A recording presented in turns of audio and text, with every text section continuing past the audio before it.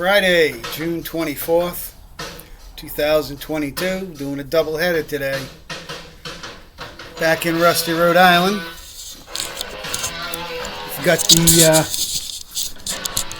bed setting on the van. It's not as low as it'll go. It's gonna go lower. It's sitting up on some blocks right now. I'm trying to get just doing the makeup. See what it looks like. You can see there's quite a bit of distance here, and what I'm gonna do is I'm gonna try to find out at the junkyard the back half of something that I can put in there. I got all the wood and stuff peeled off. Still got to get the caulking off, but I pretty much got all the wood off. If you look at the front tires, you'll notice that the front tires are pretty wide. I'm going to move the front tires to the rear and put the rear tires on the front and run just two, single. So I'm hoping I'll have that pickup look. I don't really want to run duals, but I will if in the end, if I have to, whoever wants to buy it, maybe they want to put the duals on, that's up to them. But I'm going to try just swapping the tires.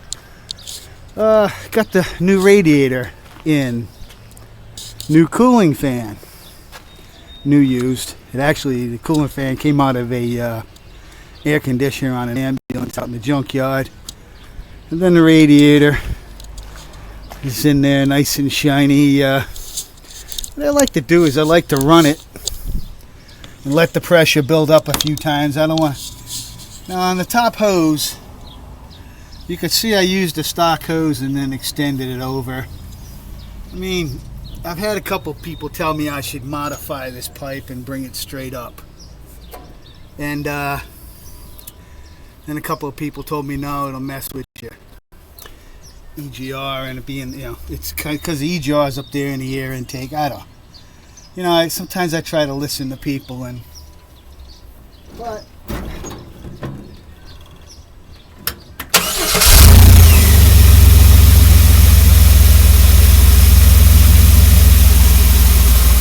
they say I've been going through those cycles where I let it run, get warm, and let the hose expand. If the hose is going to pop off or something stupid's going to happen, I want it to happen here in the yard before I put the catch pan, the pan underneath and everything.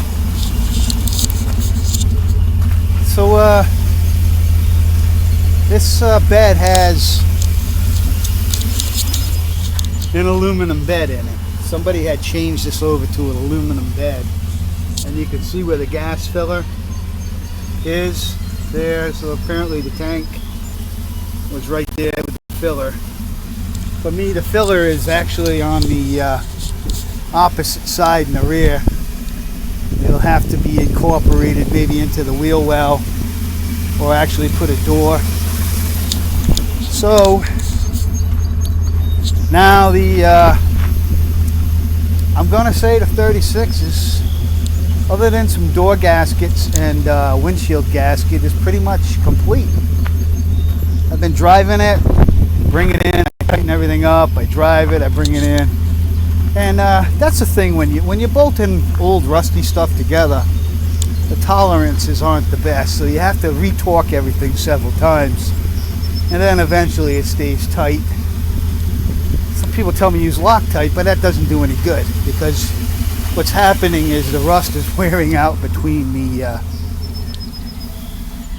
Alright guys, enough talking. You can see where I'm going on the van now.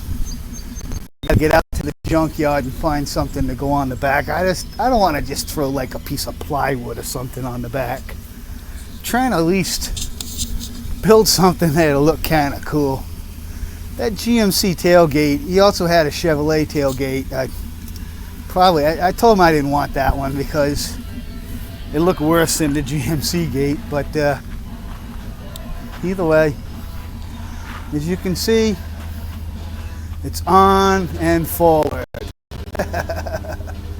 Alright guys, that's all we got from Rusty, Rhode Island today. Talk to you later.